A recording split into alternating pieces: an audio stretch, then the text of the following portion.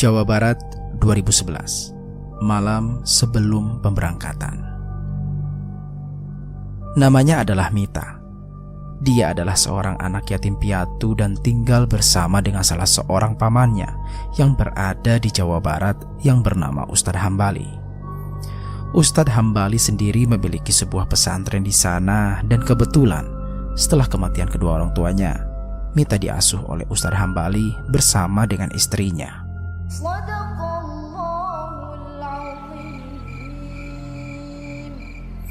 Mita menutup Al-Quran miliknya. Ia kemudian meletakkan kembali kitab suci tersebut di sebuah lemari khusus penyimpanan Al-Quran. Tepat di pintu daun pintu telah berdiri pamannya yang bernama Ustadz Hambali. Mita, iya Pak Le, ada yang ingin Pak Le bicarakan sama kamu. Oh, sebentar Pak Le, Mita lepas mukena dulu.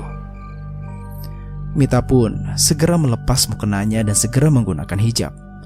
Ia kemudian langsung keluar dari kamarnya untuk menemui Pak Le Hambali yang sudah menunggunya di ruang tamu.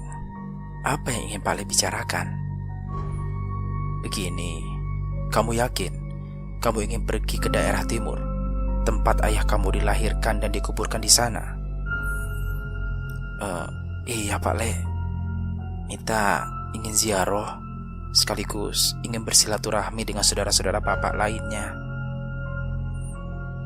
Ustadz Hambali adalah adik dari Pak Darmo, ayah Mita. Semenjak Pak Darmo dan juga istrinya yaitu Ibu Asih meninggal dunia, Ustadz Hambali membawa Mita ke Jawa Barat untuk tinggal bersamanya di salah satu pesantren di sana. Tapi Mit, kamu belum pernah ke sana loh. Apa nanti gak nyasar? Pak Le cuma takut kamu malah kenapa-kenapa di sana. Insya Allah aman Pak Le. Lagian juga Pak Le kan sering bilang ke Mita, segala sesuatu itu harus kita serahkan kepada Allah Subhanahu wa Ta'ala. Apalagi jika kita niatnya baik, insya Allah akan mendatangkan kebaikan juga. Ucap Mita saat mengingat kutipan-kutipan yang biasa Ustadz Hambali berikan kepada santri-santrinya. Bukan itu yang Pak Le khawatirkan Mita. Sudah hampir belasan tahun kita nggak pernah ke sana.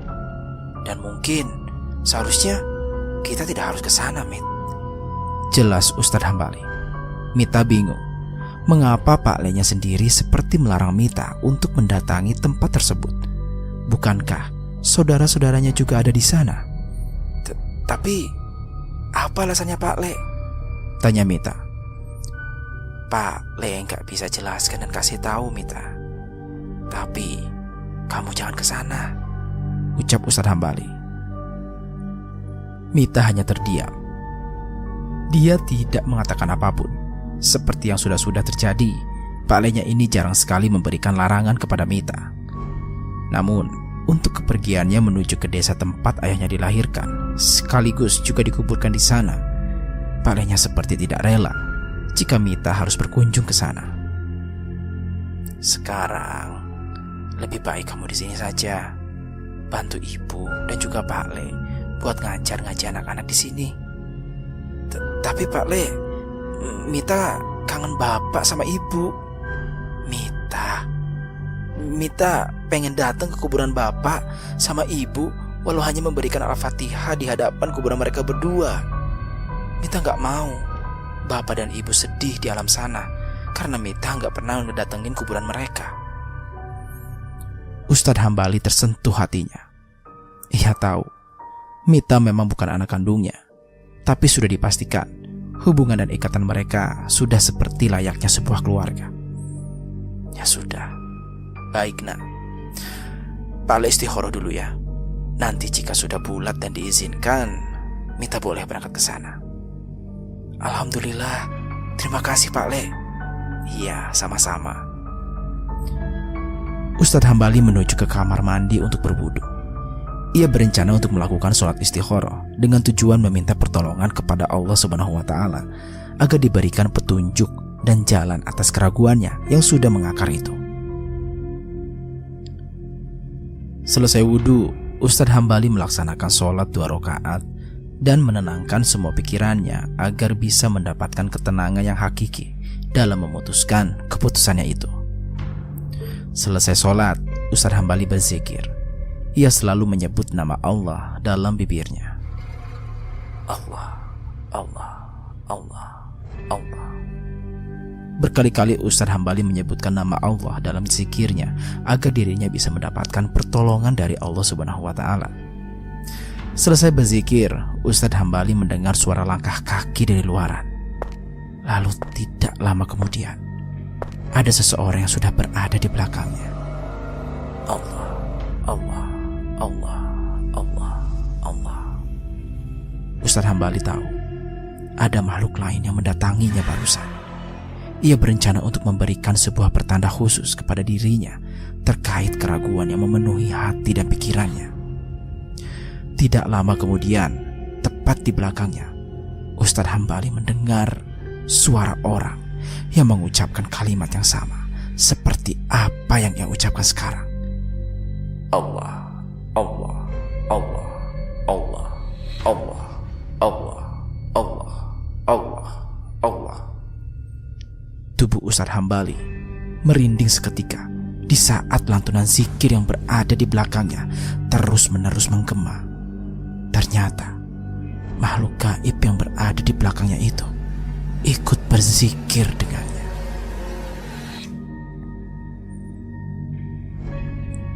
Ustadz Hambali terus fokus melafalkan kalimat Allah sampai-sampai ia merasa jika di belakangnya sudah banyak jin muslim yang ikut berzikir kepadanya.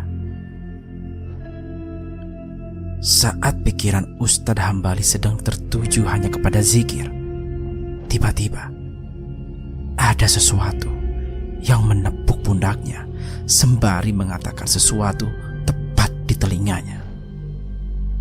Jangan ragu, ikhlaskan mitah ke desa Ampiri. Ustadz Hambali langsung membuka kedua matanya.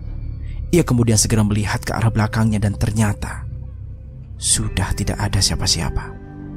Namun saat dirinya sedang berzikir, Ustadz Hambali sangat yakin ada banyak jin muslim yang mengikutinya. Mungkin ini petunjuk yang Allah berikan lewat makhluk ciptaannya. Alhamdulillah.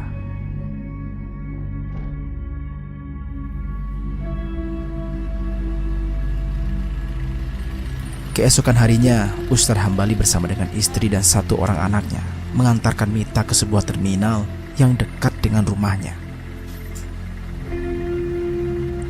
Mita, ini lokasinya. Nanti kamu harus ke rumah orang yang sudah tertulis di kertas ini ya. Ingat, kamu hanya Pak Le kasih waktu 1 minggu. Jika lebih dari hari itu, Pak Le akan menyusul kamu ke sana, ucap Ustadz Hambali. Siap Pak Le, Mita ngerti kok. Mbak Mita, jangan lama-lama ya, ucap Afan, anak satu-satunya dari Ustadz Hambali. Salim dulu ke Mbak Mita Ki, ucap Ustadz Hambali kepada Afan. Mbak, berangkat dulu ya Afan. Hati-hati ya Mbak. Assalamualaikum.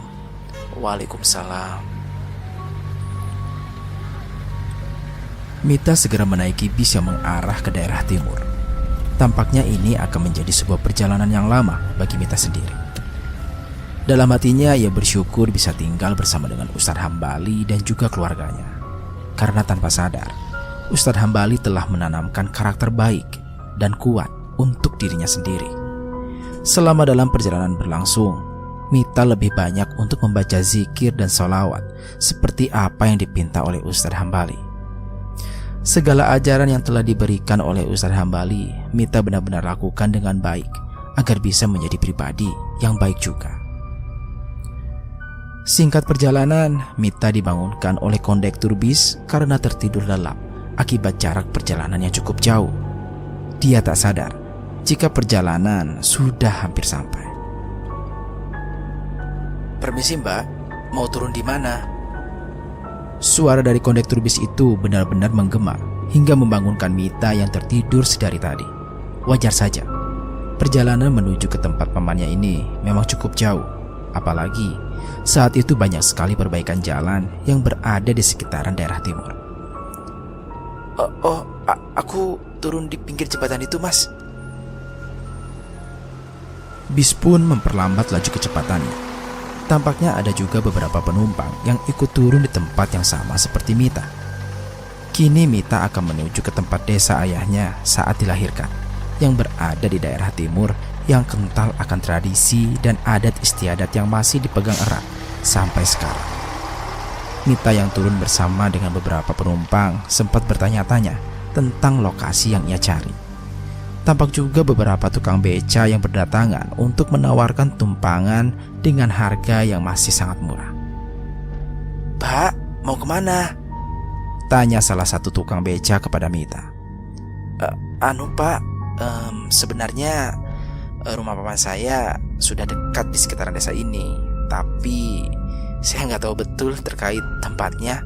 Mungkin Bapak mengenali lokasinya, ucap Mita. "Oh, begitu. Kalau boleh tahu, siapa nama pamannya dan sebagai apa di desa tersebut?" Mita pun segera mengeluarkan secari kertas yang menjadi sebuah petunjuk dari pamannya yang berada di daerah Jawa Barat tersebut.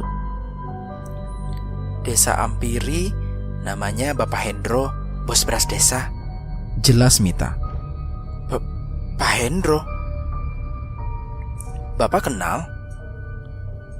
Entah mengapa raut wajah dari tukang beca tersebut tampak berubah dengan seketika. Yang awalnya tampak ceria, kini wajahnya berubah menjadi raut wajah penuh ketakutan. Iya Mbak, saya kenal." "Oh alah, kalau begitu tolong antarkan saya ke tempat Pak Hendro ya Pak," ucap Mita. Tukang beca itu hanya mengangguk. Ia pun mempersilahkan kepada Mita untuk menaiki becanya.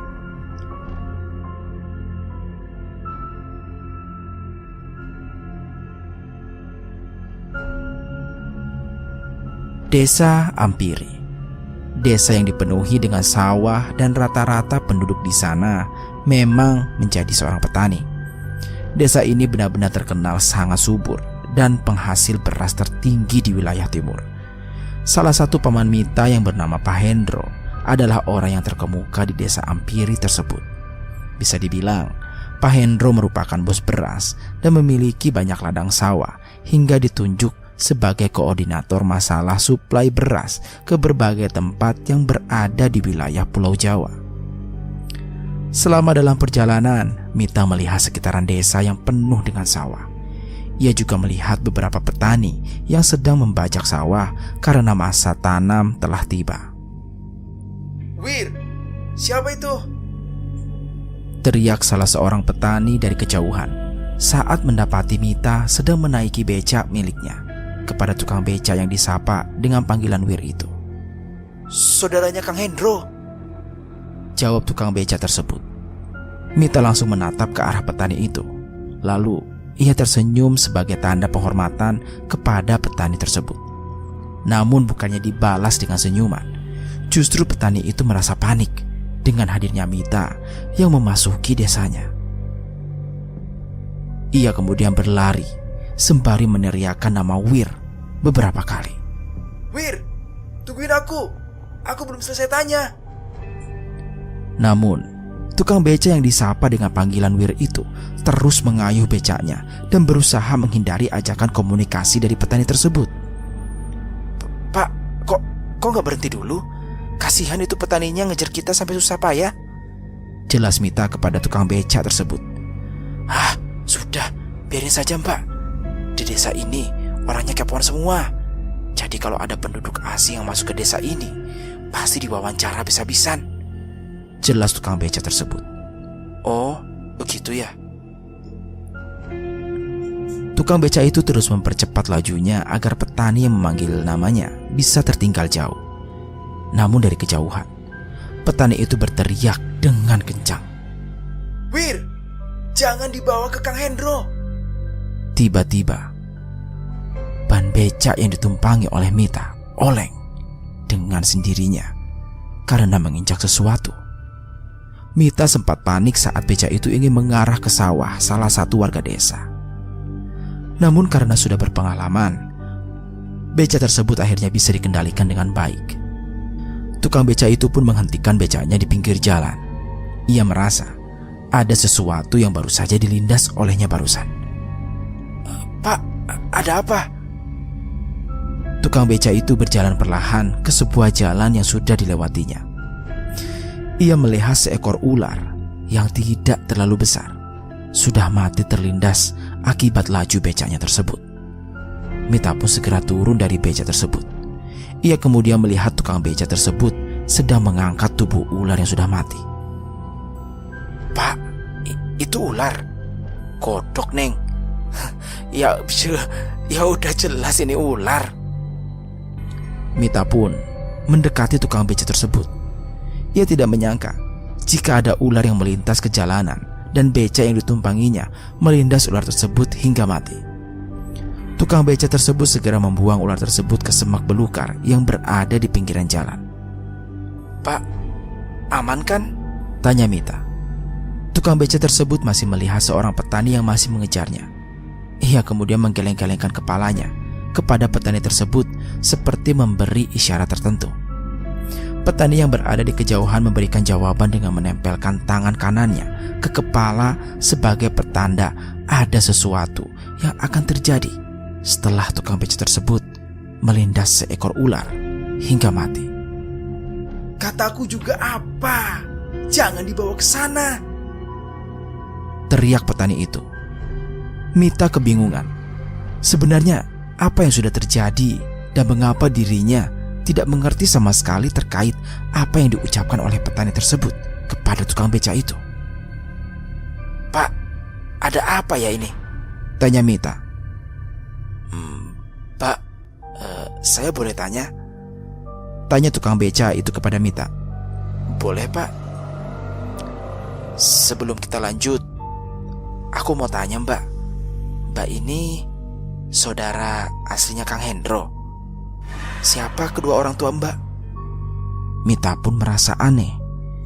Mengapa orang ini sangat ingin tahu terkait dirinya dan kedua orang tuanya yang sudah meninggal dunia? Saya saudara asli Kang Hendro. Kedua orang tua saya sudah meninggal dunia. Namanya Pak Darmo dan Ibu Asih. Saya tinggal bersama dengan adik bapak saya yang bernama Ustadz Hambali di Jawa Barat. Kenapa gitu, Pak? Tanya Mita. Tukang beca tersebut menelan ludahnya sendiri. Ia tidak percaya jika Mita benar-benar saudara asli dari Kang Hendro. Pak, tanya Mita sembari mengarahkan tangannya ke wajah tukang beca tersebut. Iya Mbak. Ada apa? Tanya Mita. Tukang beca tersebut tak bisa berkata apa-apa lagi. Ia hanya menatap Mita dengan tatapan yang aneh. Pak, ini masih jauh nggak? Tanya Mita. Iya Mbak. Oh, bentar lagi kok. Ya sudah, ayo kita berangkat Pak. Akhirnya tukang beca itu membawa Mita menuju ke tempat Pak Hendro. Walaupun dari raut wajahnya masih tersimpan rasa takut yang begitu dalam. Setibanya di dekat rumah Pak Hendro, tukang beca itu menghentikan becanya. Ia tidak mau lebih jauh sampai benar-benar tepat di hadapan rumah Pak Hendro. Mbak, sampai sini saja ya, ucap tukang beca. Oh, iya Pak.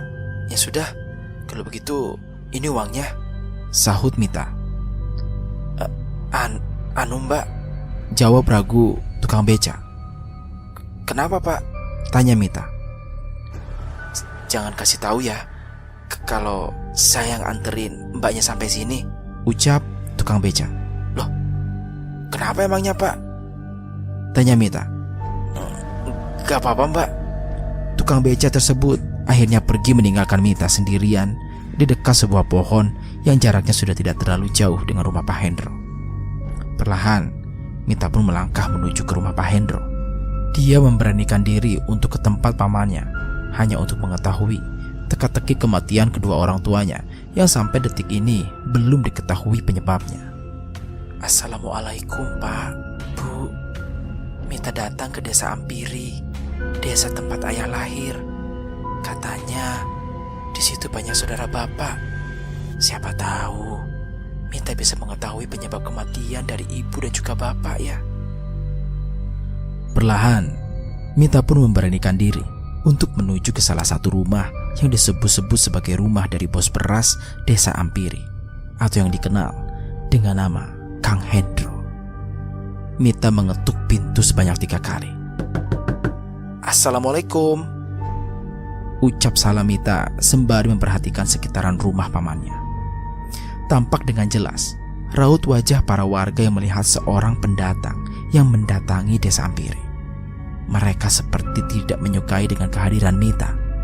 Mita sendiri tidak tahu mengapa raut wajah para warga menampakkan raut wajah yang kurang mengenakan. Tidak berselang lama, pintu terbuka dan keluarlah seorang wanita berusia 18 tahun yang perkiraan umurnya sama seperti dengan Mita. Waalaikumsalam. Cari siapa ya mbak? Ucap wanita tersebut. Anu mbak, saya cari Pak Hendro. Pak Hendro? Mbak siapanya Pak Hendro ya? Saya saudaranya. Wanita itu hanya tersenyum. Ia kemudian langsung menutup pintu dan menyuruh Mita untuk segera pergi dari rumah. Mbak, jangan ditutup. Saya mesti bertemu dengan Pak Hendro, ucap Mita sembari menggedor-gedor pintunya. Wanita tersebut membuka kembali pintunya. Mbak, kalau butuh dana bantuan, ke kepala desa saja. Kami sering kok kasih ke sana di tiap bulannya, ucap wanita itu. Maaf mbak, saya bukannya mau meminta bantuan. Saya mau bertemu dengan Pak Hendro. Dia adalah Pak Des saya. Tidak lama kemudian, orang yang disebut-sebut sebagai Pak Hendro keluar dari kamarnya dan langsung menuju ke depan rumah. Ada apa, Dek? Tanya Pak Hendro. Ini Pak, ada wanita yang ngaku-ngaku sebagai ponakan Bapak, ucap perempuan itu yang ternyata adalah anak dari Pak Hendro sendiri. Kamu siapa? Tanya Pak Hendro. Mita langsung mengarahkan tangannya dan menyalami tangan Pak Hendro. Saya Mita Pak, anak dari Pak Darmo dan Ibu Asih. Saya datang ke sini karena pengen ketemu Bapak. Mita, ini kamu? Iya Pak. Astaga, sudah besar sekali kamu nak. Mari masuk. Mita pun segera masuk ke dalam rumah. Sedangkan anak dari Pak Hendro sendiri, ia merasa kebingungan dengan tingkah ayah yang tidak jelas sama sekali. Silakan duduk sebentar ya. Bu, Ibu. Tidak lama kemudian, keluarlah istri dari Pak Hendro. Iya Pak, ini Mita Bu, anak dari Darmo dan Asih. Ini Mita? Tanya istri Pak Hendro. Iya Bu, saya Mita. Astaga, kamu sudah besar banget ya Mit. Kamu sendirian kesininya? Tanya istri Pak Hendro. Iya Bu, sendirian. Oh, terus turun di mana tadi? Di jembatan sebelum masuk desa. Masuk desanya jalan kaki? Oh, enggak Bu, pakai beca. Istri dari Pak Hendro segera menatap wajah Pak Hendro. Pak, iya Bu, Bapak paham. Oh iya Mita, namaku Gusti. Mita boleh panggil Bude dengan panggil Bude Gusti, ucap istri dari Pak Hendro. Oh, baik Bude Gusti, ucap Mita. Nah, kalau yang ini anak Bude, namanya Dita. Mita langsung mengarahkan senyumnya kepada Dita. Namun, Dita yang terlihat sangat cuek, benar-benar tidak peduli dengan apa yang dikatakan oleh ibunya tersebut. Dita, gak boleh gitu. Kalau disenyumin balik sama orang, kamu senyum balik biar sopan. Iya Bu, ucap Dita sambil tersenyum ke arah Mita, walaupun sedikit terpaksa. Oh iya, nanti Mita tidurnya sama Dita dulu ya. Besok Mita bisa pakai kamar yang belakang, ucap Bude Gusti. Iya Bu, terima kasih, ucap Mita. Ya udah, Mita langsung istirahat saja ya, ucap Bude Gusti kepada Mita. Oke Bu. Dita pun langsung mengantarkan Mita ke kamarnya. Sembari membawa barang-barang yang tidak sedikit, Dita pun membantu Mita untuk membawa barang-barang tersebut.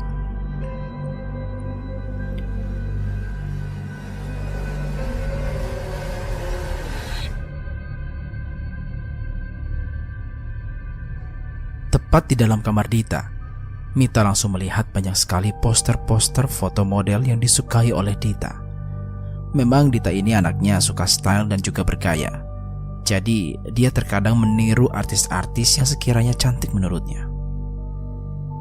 Mit, kamu kok beranian kesini sendirian? Ucap Dita kepada Mita. Alhamdulillah Mbak, semuanya aman-aman saja. Karena kebetulan mau ziarah sekaligus silaturahmi, jadi semuanya dilancarkan. Oh, begitu. Ya sudah, kamu istirahat aja Mit. Nanti kalau ada apa-apa, bilang ya. Iya Mbak, terima kasih.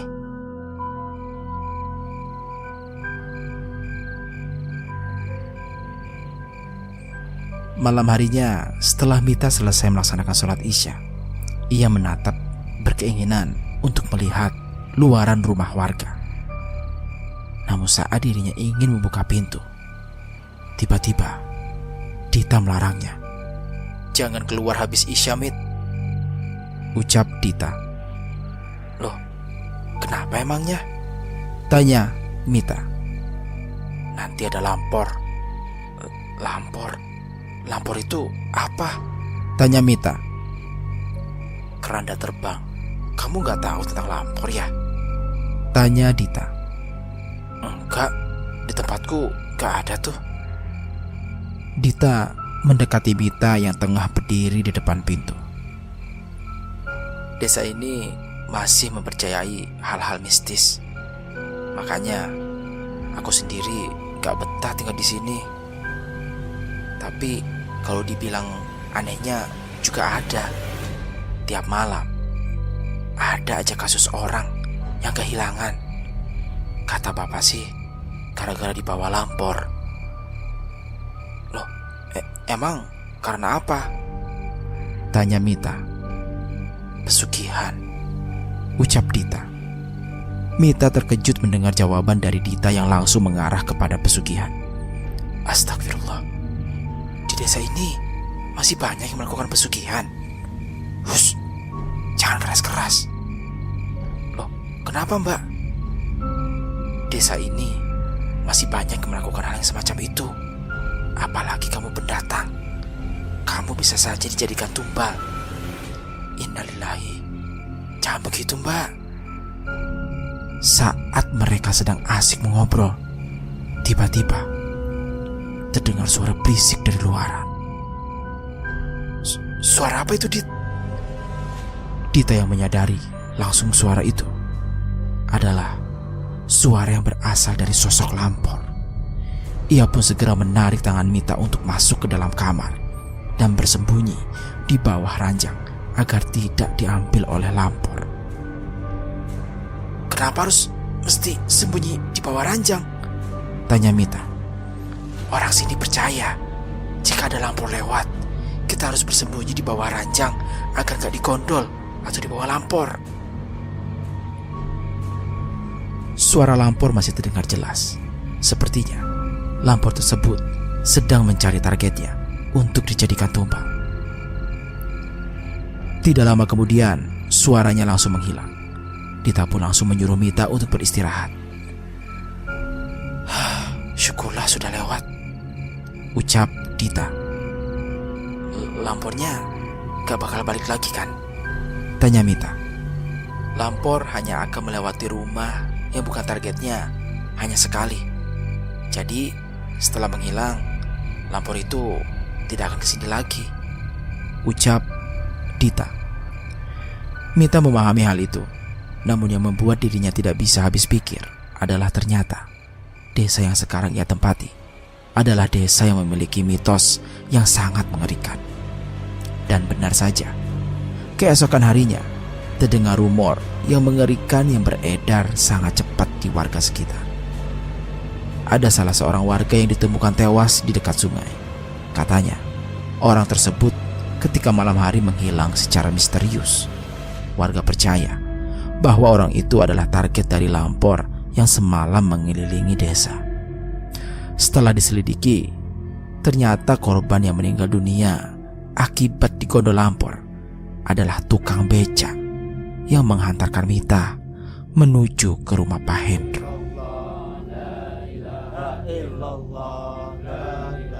Para warga tidak menyangka jika orang yang berada di dalam keranda tersebut adalah seorang tukang beca yang bernama Jawir. Dia menjadi korban dari teror lampor yang menyerang desa Ampiri. Wir, sudah aku bilangin kamu, kenapa tidak mau nurut denganku? Semua orang desa ini sudah paham, Wir. Kematian Jawir sendiri ternyata adalah sebab akibat dari apa yang ia lakukan sendiri.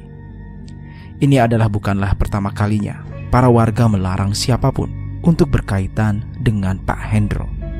Sudah banyak korban yang memang berjatuhan ketika mengantarkan tamu ke depan rumah Pak Hendro atau sekedar mengantarkannya dan menunjukkan rumah dari Pak Hendro sendiri. Namun sampai sekarang tidak ada salah seorang warga yang berani menyentuh atau mengusik dari Pak Hendro sendiri. Mereka sangat meyakini jika praktek pesugihan ini telah dilakukan semenjak kedua orang tuanya masih ada. Mereka menyebutnya sebagai lingkar tumbal keluarga Guntoro.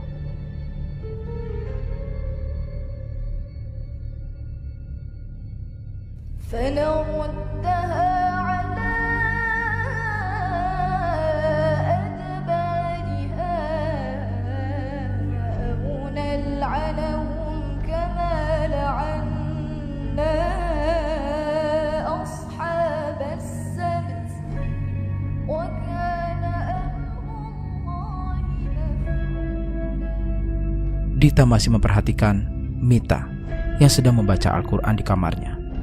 Baru kali ini Dita mendengarkan lantunan ayat suci Al-Quran yang bergema di kamarnya sendiri.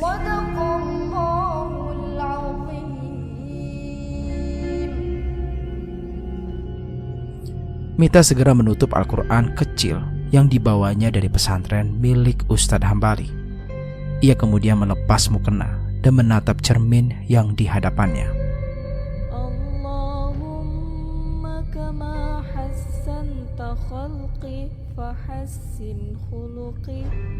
Dita tampak asing mendengar doa yang baru saja diucapkan oleh Mita barusan. Pasalnya, dia tidak pernah sedikit pun diberitahu oleh kedua orang tuanya terkait doa-doa tersebut. Emang kalau ngaca harus baca doa ya? Tanya Dita dengan wajah penuh penasaran. Iya mbak, supaya kita bersyukur atas wajah yang diberikan oleh Tuhan kepada kita. Tapi kan kamu cantik. Mbak bisa aja. Mbak Dita juga cantik kok. Dita mendekati Mita yang sedang bercermin. Ia kemudian menatap cermin dan meminta untuk mengajari doa yang baru saja diucapkan oleh Mita. Coba ajari aku doa itu ya. Oh, boleh. Mita pun mengajari Dita bacaan doa bercermin secara perlahan.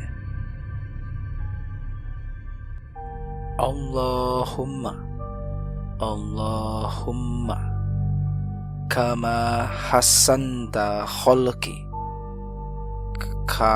kama hasanta khalqi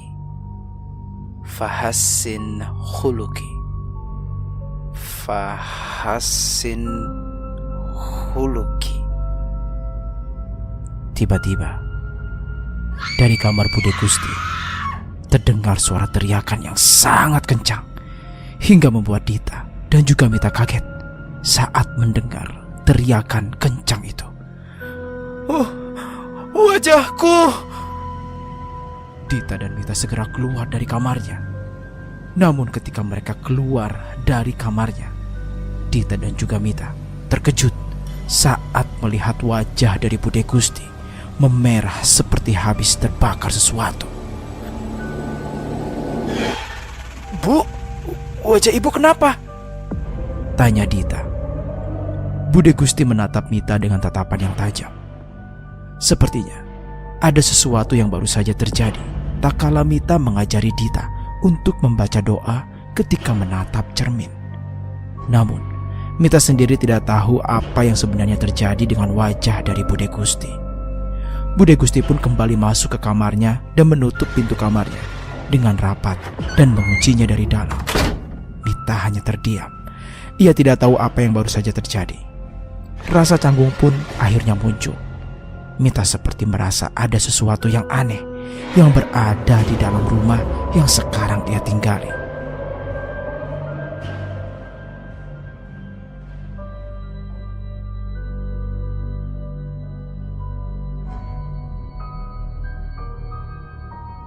Sore harinya, Pak Hendro mengajak Mita untuk menuju ke sebuah tempat yang ada di desanya. Awalnya Pak Hendro ingin mengenalkan Dita dengan saudara yang lainnya. Kamu udah tahu Pak De Anton belum? Tanya Pak Hendro kepada Mita. Belum Pak De. Emangnya Pak De Anto itu masih saudara Mita juga Pak De? Saudara kamu banyak di desa ini. Yang di luar kota cuma Pak Le Hambali. Sisanya di desa ini semua. Emangnya kakek punya anak berapa Pak De? Kakekmu punya anak 6. Banyak ya. Pak Hendro hanya terdiam. Ia kemudian melihat seorang pria sedang membungkuk dan berjalan ke arahnya dengan kedua tangan yang berada di belakangnya. Nah, itu Pak De Anto. Mita melihat Pak De Anto berjalan ke arahnya dengan tubuh yang sedikit membungkuk. Pak De Anto juga terkadang menatap sekitarannya, seperti sedang memantau sesuatu yang ada di tiap rumah warga. Bagaimana? Sudah dapat? Tanya Pak Hendro. Oh, belum. Aku ingin tanya kepadamu, Bro. Kamu yang membuat ulah kan? Tanya Pak De Anton. Ulah opo? Aku diam saja. Kalau begitu, itu siapa anak perempuan ini? Tanya Pak De Anto kepada Mita. Oh, iki. Ini anaknya Darmo yang diasuh sama Hambali. Mita pun segera mengenalkan diri kepada Pak De Anto.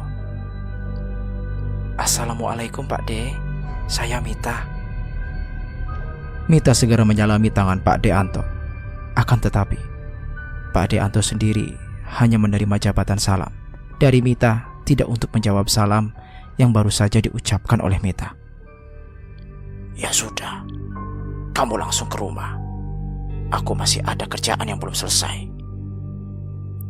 Pak De Anto pun meninggalkan Mita dan juga Pak Hendro. Ia kembali berjalan dengan kedua tangan yang berada tepat di bagian punggung, seperti sedang menggendong sesuatu. Lucu banget ya, ucap Pak Hendro tak kalah memperhatikan bagian belakang tubuh Pak Anto. Apanya yang lucu Pak De? Oh, enggak. Maksudnya kamu lucu. Mita hanya terdiam. Ia tidak mengerti terkait apa yang baru saja dikatakan oleh Pak Hendro kepada dirinya. Mereka berdua pun melanjutkan perjalanannya ke rumah Pak De Anto untuk bersilaturahmi kepada istri dari Pak De Anto yang bernama Ibu Anti. Rumah dari Pak De Anto ternyata tidak terlalu jauh dengan rumah dari Pak Hendro. Ada keunikan tersendiri dari rumah yang dibangun oleh Pak De Anto. Warna cat rumahnya sangat variatif dan mengkombinasikan beberapa warna sehingga menjadikan rumahnya sangat mencolok dibanding dengan rumah-rumah yang lain. Selain itu juga, dari luaran, rumah Pak De Anto tampak lebih mewah dan besar dibanding rumah-rumah yang ada di sekitarannya. Akan tetapi, ada keanehan yang memang terlihat jelas di sekitaran rumah Pak Deanto. Di beberapa tempat di sekitaran rumah tersebut terdapat beberapa gundukan tanah yang di dekatnya tertanam tanaman khusus yang biasanya digunakan untuk pertanda sebagai tempat dikuburnya bayi yang meninggal karena keguguran. Terdapat 4 buah gundukan tanah lengkap dengan tanaman yang menjadi pertanda dari tempat tersebut. Ingin sekali rasanya Mita bertanya kepada Pak Hendro, namun dia masih belum berani untuk membuka diri terlalu jauh karena dia masih sedikit canggung dengan apa yang akan dilakukannya. Setibanya di depan rumah Bu Anti, Pak Hendro langsung mengetuk rumah Bu Anti. Pak Anti. Tidak berselang lama, pintu langsung dibuka oleh seorang wanita tua yang bernama Mbak Anti. Hendro, ada apa?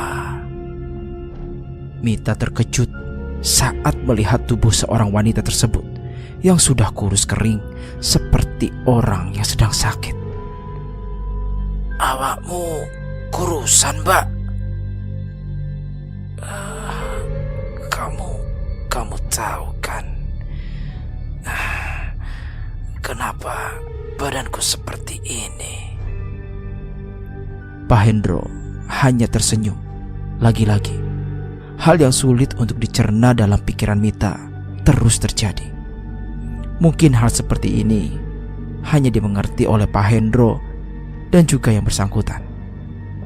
Namun dilihat dari fisik Bu Anti, sepertinya ada sesuatu yang mencurigakan. Pasalnya, tubuhnya kurus bukan karena tidak diberi makan atau apapun. Ini siapa? Tanya Bu Anti. Kenalin, Mbak, ini Mita, anak dari almarhum Darmo.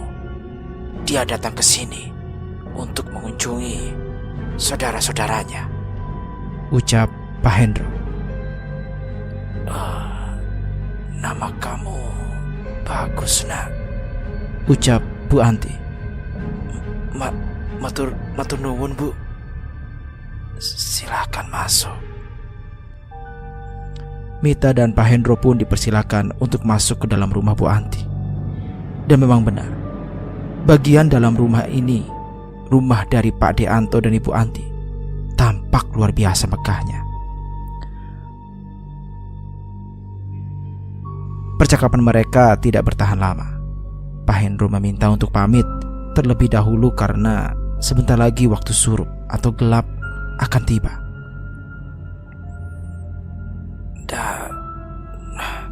Nggak nunggu Bapak dulu? Tanya Bu Anti. Tidak usah, Bapak juga lagi sibuk bekerja kan? Pak Hendro hanya tersenyum. Ia tahu betul mengenai pekerjaan dari suami Ibu Anti yang memang harus menelusuri tiap rumah warga pada sore hari. Hendro. Pak Hendro hanya terdiam. Dia tahu ada sesuatu yang ingin dikatakan oleh Bu Anti terkait pekerjaan suaminya itu. Tolong sadarkan kakakmu itu. Aku tidak yakin jika dia berani meninggalkan pekerjaannya. Buktinya, beberapa saat nanti kau akan menjadi kaya raya lagi kan? Mita hanya menyimak percakapan mereka berdua. Belum jelas apa yang dibicarakan oleh Pak Hendro dan juga Bu Anti. Keduanya seperti membahas hal khusus yang memang Mita sendiri tidak mengetahuinya. Akhirnya Pak Hendro pun segera pamit pulang dan meninggalkan Bu Anti karena sebentar lagi waktu gelap akan tiba. Di pertengahan perjalanan, Pak Hendro menemui Pak Deanto yang berjalan dengan sempoyongan. Pak De? Itu Pak Deanto kan? Biarkan saja. Tubuhnya memang seperti itu jika saya habis bekerja. Bekerja? Kerja apa memang Pak De? Nanti juga kamu tahu. Pak De Hendro membiarkan Pak De Anto yang melewatinya. Mita yang melihat tubuh Pak De semboyongan merasa kasihan. Ia juga sempat berpikir, apakah pekerjaan yang dilakukan oleh Pak De Anto seberat itu? Namun, semuanya berubah. Keesokan harinya, hal yang terduga terjadi kepada Pak De Anto. Ia berhasil mendapatkan target yang ia inginkan. Hal yang sudah terjadi pun akhirnya berubah dengan pesat setelah Mita berkunjung ke rumah Pak De Anto. Rumah dari Pak De Anto kedatangan banyak sekali orang-orang yang mengantarkan barang-barang yang dibelinya dari kota. Mulai dari 1 unit motor, kulkas, dan bahkan rumah dari Pak De Anto ingin direnovasi agar terlihat lebih mewah.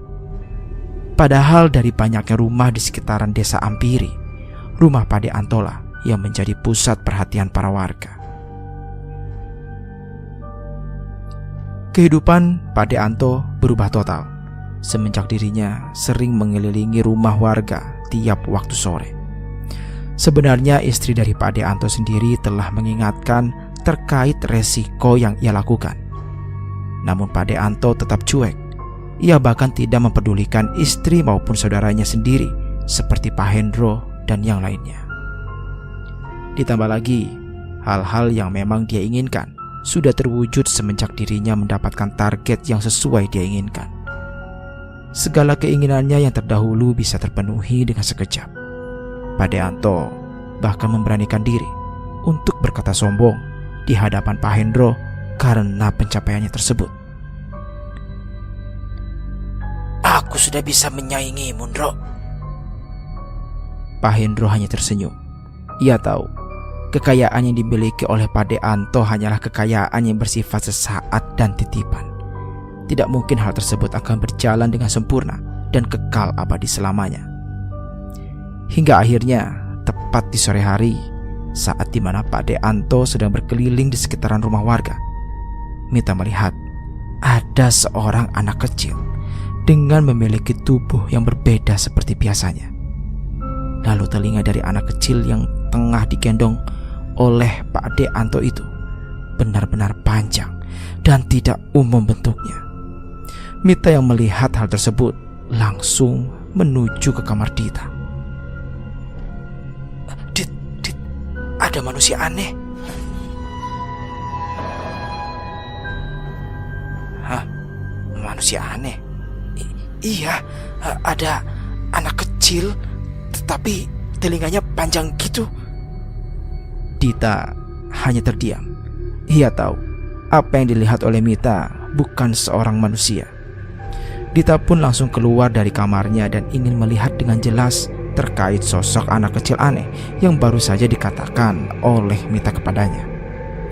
Saat dimana mereka berdua ingin melihat anak kecil misterius tersebut, tiba-tiba Pak Anto langsung menghilang dengan seketika.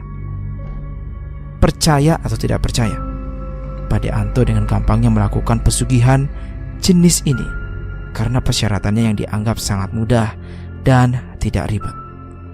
Bisa dibilang pesugihan yang dilakukan oleh Pak De Anto tidak memerlukan tumbal atau apapun yang berkaitan dengan kematian.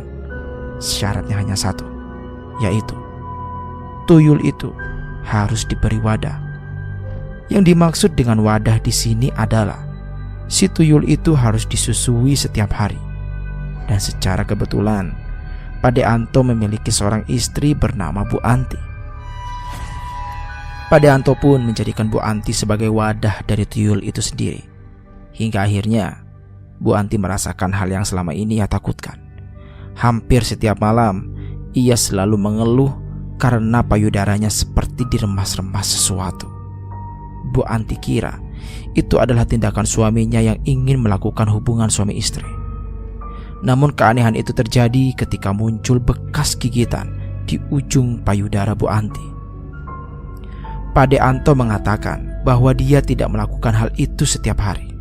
Selain itu, muncul bekas luka aneh dan sedikit membengkak di area puting susu milik Bu Anti. Pak De Anto merahasiakan hal itu kepada istrinya karena dia tidak mau usahanya menjadi sia-sia ketika memberitahu kepada istrinya yang ternyata istrinya sendiri tidak menyetujui hal tersebut.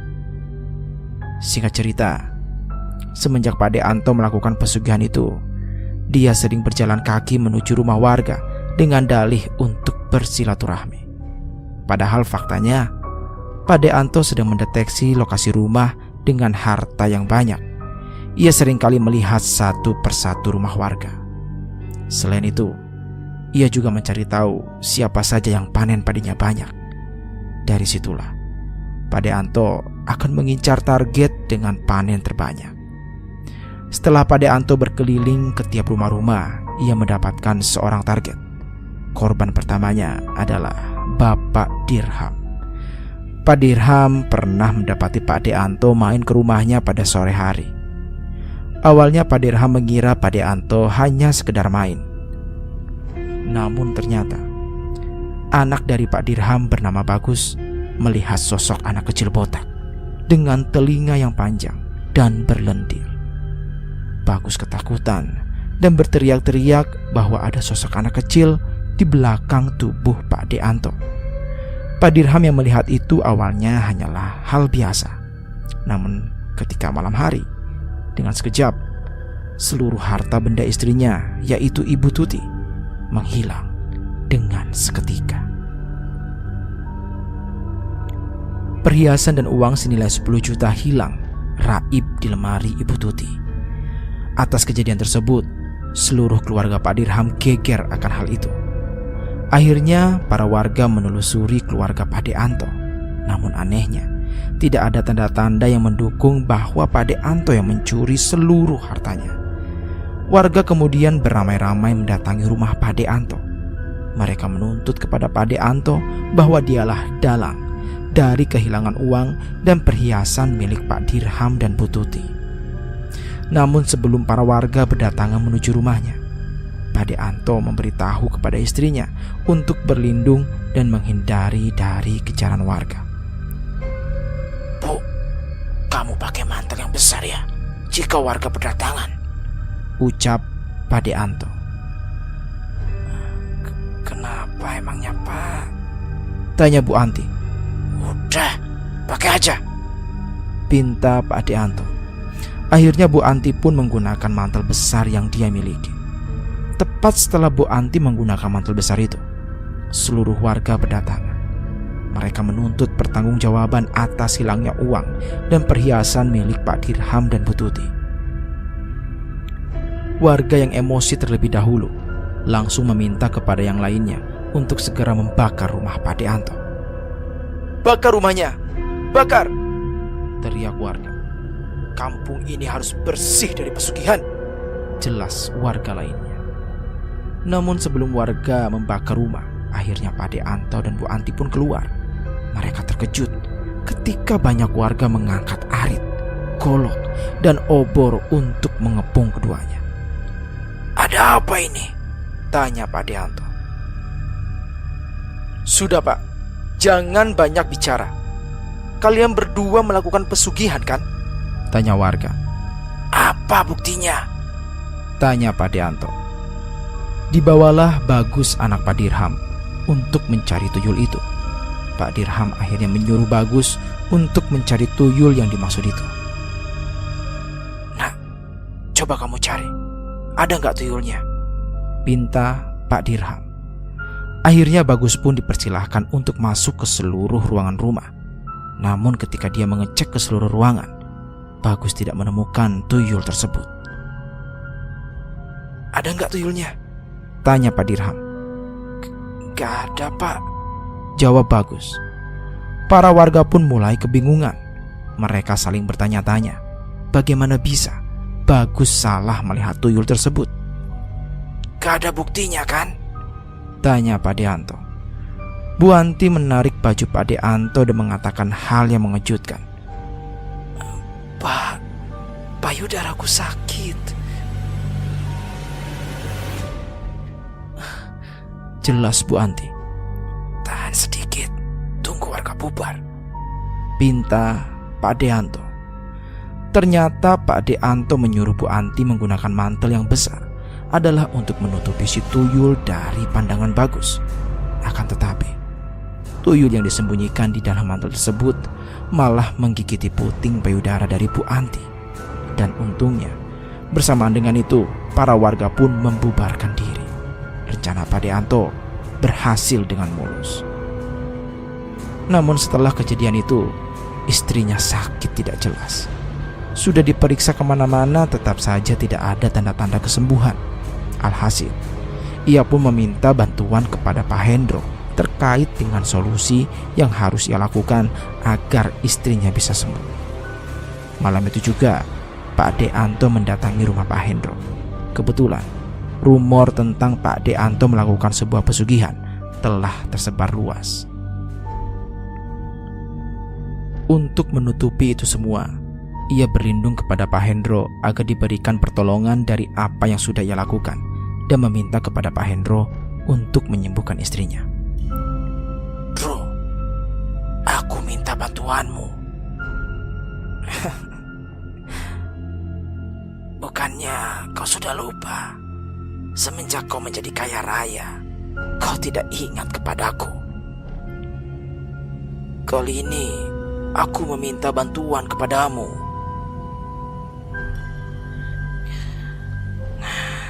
Baiklah, aku akan membebaskan penderitaanmu dan juga penderitaan istrimu.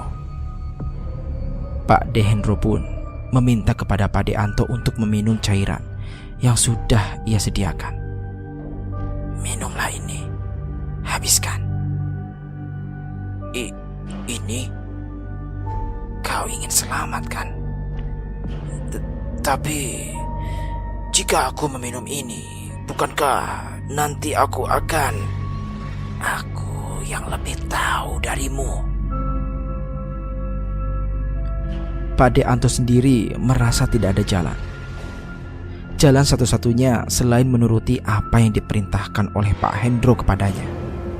Namun ternyata semua itu sudah direncanakan dalam-dalam oleh Pak Hendro.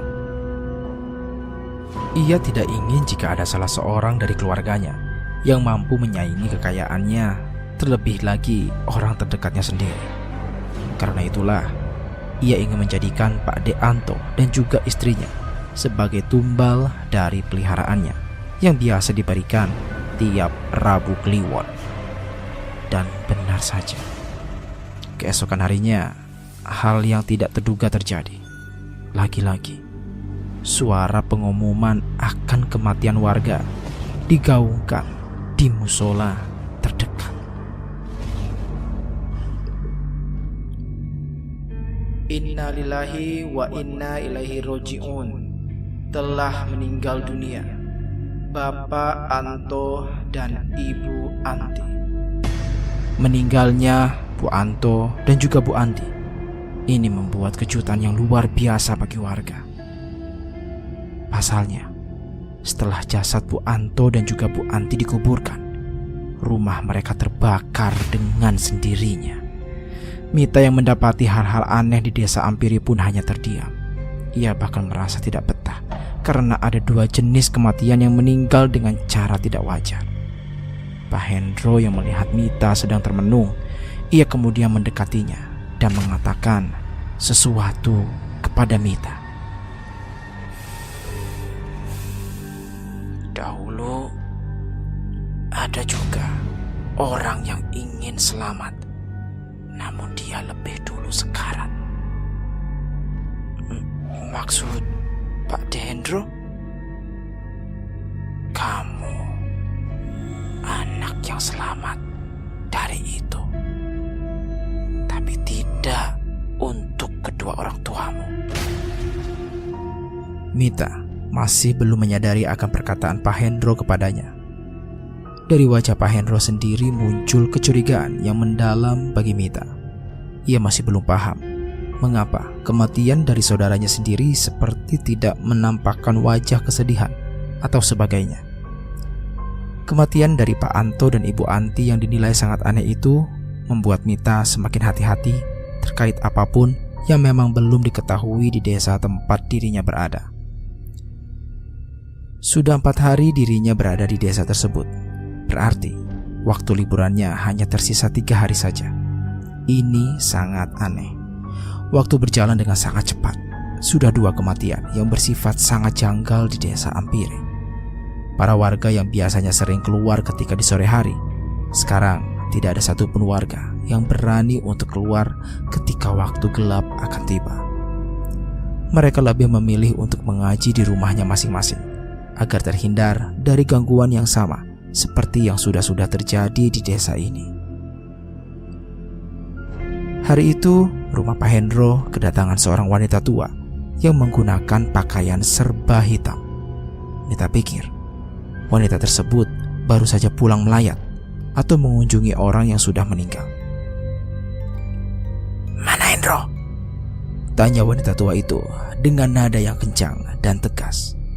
Mita yang mendapatkan gertakan semacam itu langsung masuk ke kamar dan memberitahu hal ini kepada Dita. Dit, ada tamu tuh." "Siapa?" "Gak tahu, katanya nyariin bapak kamu." Dita akhirnya keluar dari kamar dengan tujuan menemui tamu yang dimaksud oleh Mita. Bude, sendirian aja Bude?" tanya Dita. "Mana bapakmu?" tanya balik wanita tua itu. "Bapak biasanya lagi ke balai desa bareng ibu, tapi sebentar lagi juga datang kok Bude. Ya sudah, tunggu sebentar ya Bude." Dita pamit izin ke belakang untuk mengambilkan minum dan cemilan untuk wanita yang disebut Bude tersebut. Wanita itu hanya terdiam sembari merogoh-rogoh tasnya yang sedari tadi berada di bagian pahanya. Mita yang memperhatikan wanita tua itu sempat merasa ketakutan dengan ekspresi wajah dan gelagat seperti wanita yang menyeramkan. Perlahan wanita itu mengeluarkan sebuah bungkusan rokok dan korek dari dalam tasnya. Ia kemudian membakar secara terang-terangan rokok tersebut di depan hadapan Mita. "Apa kau lihat-lihat?" tanya wanita itu. "Enggak Bu, saya cuman kaget aja," jawab Mita dengan polosnya. "Kaget kenapa? Emangnya perempuan boleh merokok ya?" Wanita itu hanya tertawa kegirangan di saat mendengar kalimat polos yang baru saja dilontarkan oleh Mita kepada dirinya. "Siapa namamu, Nak?" tanya wanita itu. "Namaku Mita Bu." "Mita." Wanita itu meletakkan rokoknya di atas asbak yang sudah disediakan di meja. Perlahan, tatapan wajahnya berubah sangat drastis. Ia tersenyum lebar dan, "Bu, ibu kenapa?" "Gak apa-apa.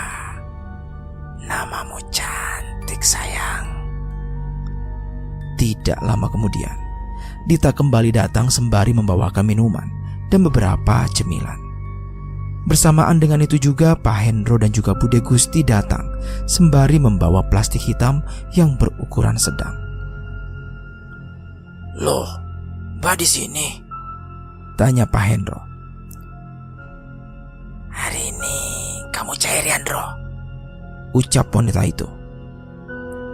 "Iya, ini yang kemarin," jawab Pak Hendro dengan santainya. Mita dan Dita hanya terdiam. Mereka berdua tidak mengerti pembahasan dari topik khusus yang dibicarakan para orang tua. "Oh iya, kenalin, dia Mita, anak dari almarhum Darmo dan Ibu Asih," ucap Pak Hendro. "Aku sudah tahu itu." "Baguslah kalau sudah tahu." Bude Gusti yang sedang membawa plastik hitam berukuran sedang langsung meminta izin untuk masuk ke dalam kamar terlebih dahulu. "Ngomong-ngomong, ada perlu apa Mbak Nana datang ke sini?" tanya Pak Hendro. "Kau pasti tahu maksud dan tujuanku datang ke tempat ini, Hendro.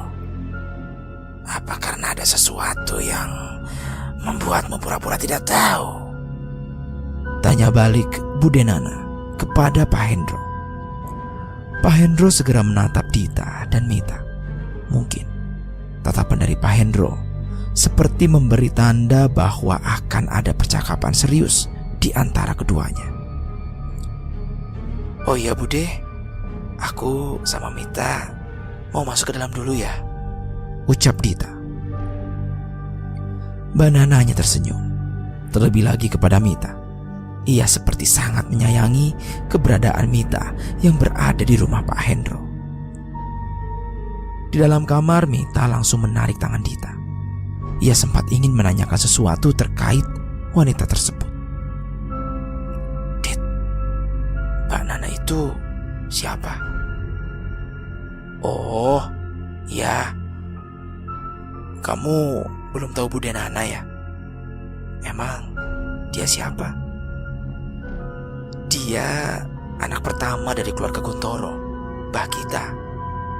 Beliau sendiri bisa disebut sebagai orang tertua dari keluarga Guntoro. Sebenarnya bapakku juga belum kasih tahu sih secara pasti terkait Mbah Guntoro. Tapi yang warga sini ceritakan, keluarga dari Mbah Guntoro itu semuanya kaya raya. Jelas Dita. Emangnya selama kamu tinggal di sana, kamu belum dikasih tahu tentang si Mbah? Tanya Dita. Aku gak dikasih tahu apa-apa, Dit. Waduh, rugi banget tuh. Untungnya kamu main kesini. Coba kalau enggak, kamu bisa seumur hidup gak tahu siapa keluarga kamu. Mita hanya mengangguk paham. Dia sebenarnya ingin tahu tentang motif di balik Ustadz Hambali menyembunyikan tentang keluarganya sendiri, baik kepada saudara-saudaranya yang ada di desa Ampiri, ataupun memang yang berkaitan dengan sebuah keluarga yang bernama keluarga Guntoro. Sementara itu di luaran kamar, Pak Hendro masih berbincang-bincang dengan Mbak Nana yang tampaknya sedang membahas sesuatu yang sangat serius. Kamu sudah kelewatan batas, Bro. Anto itu saudaramu sendiri, ucap Mbak Nana. Aku sudah tahu itu, Mbak. Tapi dia telah melakukan hal yang fatal. Dia secara terang-terangan melakukan hal itu kepada seluruh warga desa Ampiri. Itu bukan urusanmu. Dirimu sudah mendapatkan 3 orang sekaligus. Jika itu terus dilakukan, maka dirimu yang akan hancur duluan. Pak Hendro hanya terdiam. Tangannya perlahan menggenggam kencang. Ingin rasanya ia menyumpal mulut wanita tua bangka itu dengan satu pogeman. Namun dia tahu, wanita tua yang berada di hadapannya sangat berbeda daripada saudaranya yang lain. Aku sudahi pertemuan kali ini. Ingat, jangan gegabah. Aku akan terus memantaumu. Mbak Nana pun langsung bangkit dari duduknya. Namun sebelum Mbak Nana pergi, Pak Hendro mengucapkan kalimat yang membuat Mbak Nana semakin panas dibuatnya. Siapakah yang akan gegabah duluan, Mbak? Aku atau dirimu kelak? Mbak Nana tersenyum mendengar penuturan tersebut. Dirinya merasa mendapatkan sebuah peringatan keras dari adiknya sendiri. Kau menantangku, bocah. Kita lihat siapa yang akan jatuh terlebih dahulu. Mbak Nana mendekati Pak Hendro. Ia kemudian mengepus rokoknya dan menyemburkan asap rokok tersebut tepat di hadapan Pak Hendro. Dirimu yang sekarang dengan kekayaanmu ini belum ada apa-apanya dibanding denganku. Aku bisa mendapatkan puluhan tumbal dalam waktu 1 hari saja. Apakah dirimu mampu melakukan hal yang sama? Pak Hendro hanya tersenyum. Ia kemudian memanggil anaknya dan juga Mita. Dita, Mita, kemari nak, ucap Pak Hendro. Mbak Nana langsung mundur beberapa langkah. Ia sedikit khawatir jika ucapannya yang baru saja diucapkan terdengar oleh Dita dan juga Mita. Ada apa, Pak? Tanya Dita. Bude Nana mau pulang. Kalian salim dulu. Dita dan Mita pun langsung meraih tangan Mbak Nana. Dita yang mengawali untuk menyalami tangan Mbak Nana merasa tidak ada yang aneh dengan tangan Bude Nana. Hanya saja ia mencium rokok dari tangan Mbak Nana. Setelah Dita menyalami tangan Bude, kini giliran Mita yang menyalami tangan Bude Nana. Akan tetapi Pak Hendro langsung berdiri tepat di belakang Mita. Mita, Pak De izin menutup matamu ya. Pak Hendro menutup mata Mita dengan kedua tangannya. Raut wajah Mbak Nana langsung berubah tak kalah tangan Mita menyentuh tangannya. Apa yang ingin kau lakukan, Hendro? Tanya Mbak Nana kepada Pak Hendro. Pak Hendro hanya tersenyum. Tak lama kemudian, Mbak Nana merasa ada sesuatu yang memang sedang direncanakan oleh Pak Hendro kepadanya. Mita, apa yang kamu rasakan? Tanya Pak Hendro kepada Mita. Tangan Bude Nana kok berbulu? Mbak Nana langsung menarik tangannya dan melepaskan tangan Mita dengan cepat. Loh, kok dilepas? Tanya Mita. Pak Hendro tersenyum mendengar penuturan dari Mita. Perlahan, Pak Hendro melepaskan kedua tangannya dan meminta Mita untuk menatap wajah Mbak Nana. Sekarang, coba lihat wajah budemu yang cantik itu, Mita. Jelas Pak Hendro. Mita pun langsung membuka kedua matanya dan melihat wajah Mbak Nana dengan perlahan. Apa yang kamu lihat? Mita yang melihat wajah Mbak Nana langsung berteriak histeris. Monyet? Hah? Kok ya? Monyet?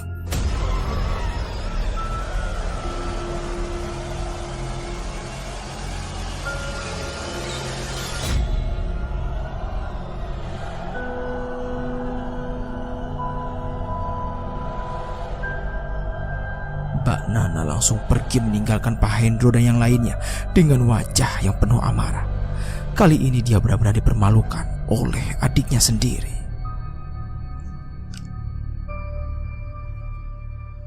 Semenjak terbongkarnya sisi tersembunyi dari Mbak Nana, Mita hanya terdiam diri di dalam kamar bersama Dita. Ia sendiri merasa tidak nyaman dengan hal-hal aneh yang terus terjadi di desa Ampiri. Sembari menenangkan diri, Mita selalu membuka Al-Quran kecilnya. Ia terus-menerus membacakan Al-Quran hingga menemukan salah satu ayat suci yang membuat air matanya berderai deras turun dari kedua matanya. Dita hanya memperhatikan Mita dari kasurnya. Ia sendiri sempat merasa kasihan dengan keadaan sepupunya itu. Paling tidak, terkait apa yang baru saja terjadi, Dita bisa menenangkan Mita dengan berbagai cara. Namun ternyata, kunci ketenangan yang dibangun dalam diri Mita sendiri hanyalah dengan cara membaca Al-Quran dan meresapinya dalam hati. Setiap ayat suci Al-Quran yang dibacakan oleh Mita, hati Dita menjadi bergetar. Tubuhnya juga merinding seketika tatkala bunyi lantunan ayat suci Al-Quran itu digemakan di kamarnya. Setelah membaca Al-Quran, Dita mendekati Mita yang masih mendekap Al-Quran di dadanya. Mita tidak henti-hentinya berdoa untuk perlindungan dirinya dan juga orang-orang terdekatnya. Bismillahirrahmanirrahim. La yadhurru ma'asmihi syai'un fil ardi wala fis sama'i wa huwas sami'ul alim. Aku berlindung dengan nama Allah yang bersama namanya tidak ada sesuatu di bumi dan di langit yang bisa membahayakan, dan Dia Maha mendengar lagi Maha mengetahui.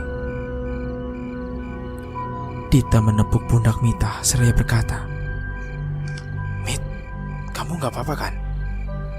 Mita hanya terdiam. Ia bahkan tidak mengucapkan sepatah kata pun tak kala Mita merasa dirinya diambang penuh ketakutan.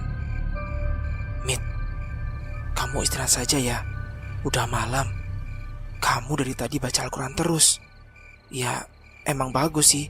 Cuman, kalau sampai buat badan kamu sakit, Itu malah gak bagus, Mit, ucap Dita. Tidak berselang lama, Mita menggerakkan bahunya. Ia kemudian membalikkan badannya dan menatap wajah Dita. Aku gak apa-apa, Dit. Aku memang suka baca Al-Quran. Saat aku sedih, aku hanya bisa bercerita kepada Tuhan. Aku tidak memiliki kedua orang tua sepertimu. Karena itu, aku hanya bisa mencurahkan rasa takut dan kegelisahanku kepada Tuhan. Hati Dita langsung tersentuh mendengar kalimat tersebut. Ia tidak menyangka sepupunya ini benar-benar sangat cinta kepada agamanya sendiri. Berbeda dengan dirinya yang terkadang masih belum bisa patuh terhadap ajaran agamanya sendiri. Mita akhirnya bangkit dari duduknya. Ia meletakkan Al-Quran ke tempat semula, lalu membereskan sajadah dan juga merapikan mukena yang dikenakannya.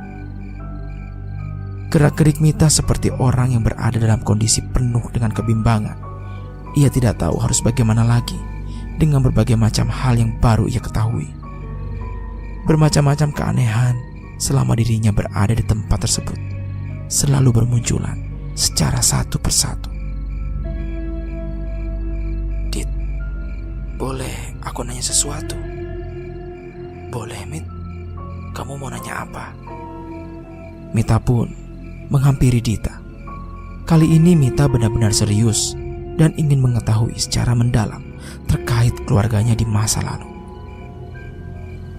Apakah keluarga kita keluarga yang mengabdi kepada pesugihan? Tanya Mita. Dia hanya terdiam. Ia sendiri belum mengetahui terkait seluk-beluk dari keluarganya, terlebih lagi hal-hal yang baru ia ketahui. Aku tidak tahu menahu soal itu. Tapi aku pernah mendapatkan hal yang kurang mengenakan ketika aku sekolah dulu. Jelas Dita kepada Mita. Apa itu? Intimidasi. Kenapa? Orang-orang bilang keluargaku melakukan pesugihan. Namun bukan hanya itu saja. Ada beberapa warga juga yang mengatakan jika keluarga dari Mbah dulunya melakukan pesugihan dan korbannya adalah keluarga sendiri. Mita masih menyimak penjelasan dari Dita terkait dari pesugihan yang dilakukan oleh keluarga simbahnya itu. Mungkin itu adalah alasan utama dari Ustadz Hambali agar tidak menyuruh Mita untuk mendatangi desa Ampiri.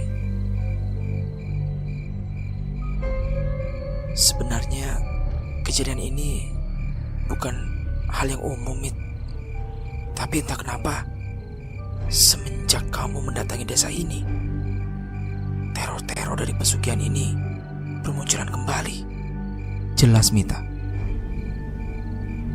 Tapi sebelum Pak Deanto meninggal dunia, aku sempat melihat wajahnya juga berubah, seperti bukan wajah Pak Deanto. Maksud kamu? Tanya Dita. Wajah Pak Deanto mirip seperti tuyul. Lalu aku baru saja melihat hal yang sama, seperti apa yang aku lihat dari wajah Bude Nana yang berubah menjadi monyet. Apakah perubahan itu mengartikan sebagai pesugihan yang sedang ia lakukan? Tanya Mita. Dita hanya menggelengkan kepala. Ia sendiri juga tidak pernah tahu dan menanyakan hal itu kepada kedua orang tuanya. Namun dia merasa apa yang memang terjadi baru-baru ini memang sesuai dengan apa yang dipikirkan oleh Mita. Oh iya, Mit, keluarga Mbah Kuntoro itu ada berapa? Kamu tahu nggak? Sebentar. Aku punya album foto dan nama-nama keluarga Mbah. Aku sengaja simpan di kamar ini. Dita pun segera mengambil album foto yang berisi tentang keluarga Baguntoro dari dalam lemarinya. Ia sengaja menyimpan album foto berserta nama-nama anggota keluarganya di bagian bawah tumpukan baju agar tidak diketahui oleh kedua orang tuanya. Ini albumnya. Aku simpan ini udah 2 tahun lamanya. Entah kenapa aku simpan album ini. Tapi memang aku sendiri tidak mengetahui almarhum Mbah Guntoro. Mereka berdua pun menatap satu persatu album foto yang berisi anggota keluarga dari keluarga Guntoro. Adapun nama-nama dari keluarga Guntoro antara lain Guntoro Harimurti, Diah Estiawati, Nana Apsarini, Anto Basuki, Darmo Baktiadi, Hendro Mahadi, Indra Subakti, dan Hambali Mahadi.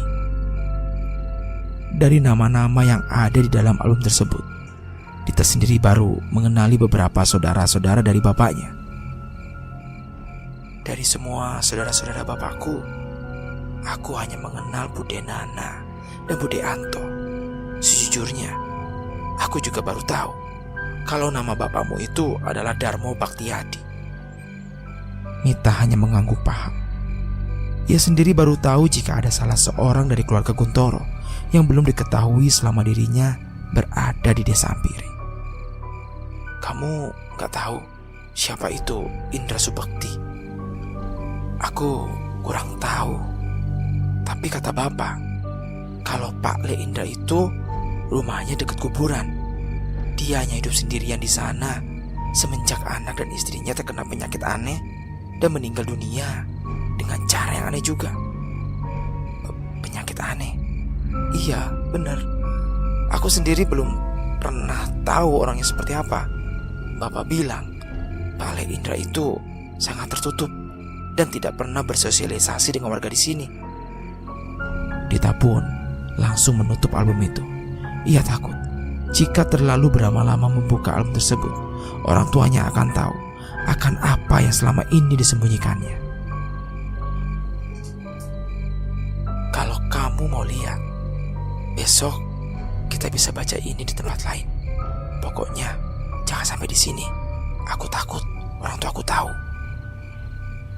Mita hanya mengangguk paham. Dirinya tahu apa arti dari rahasia yang memang ingin disembunyikan oleh Dita sendiri. Memang tanpa sengaja juga Mita bertemu dengan Dita yang benar-benar terbuka terkait rahasia dari keluarganya. Sementara itu, di luaran rumah, bunyi kentongan dari bambu terdengar dengan jelas dari berbagai arah. Suara itu seperti penanda adanya mara bahaya yang terjadi di desa Ampiri.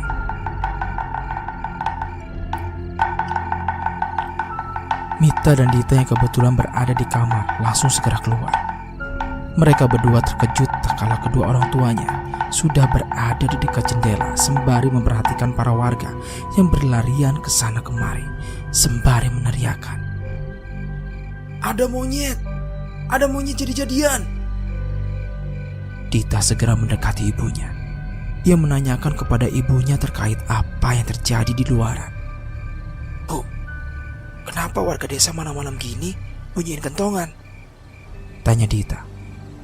Ada siluman monyet di desa ini. Jelas Ibu Dita. Siluman monyet? Tanya Mita. Pak Hendro segera meminta kepada Dita dan Mita untuk masuk ke dalam kamar demi keamanannya. Kali ini, bukan hanya satu atau dua warga saja yang mendapatkan teror serupa. Namun, belasan rumah warga mendapatkan teror yang mengerikan dengan bertenggernya siluman monyet di atas rumah warga. Pak, Ucap Bu Gusti. Bapak tahu, pagi tadi dia barusan bilang. Malam itu adalah malam yang penuh dengan ketakutan. Para warga yang rumahnya kedapatan siluman monyet berjaga-jaga semalaman untuk menghindari hal-hal aneh yang akan terjadi di malam itu.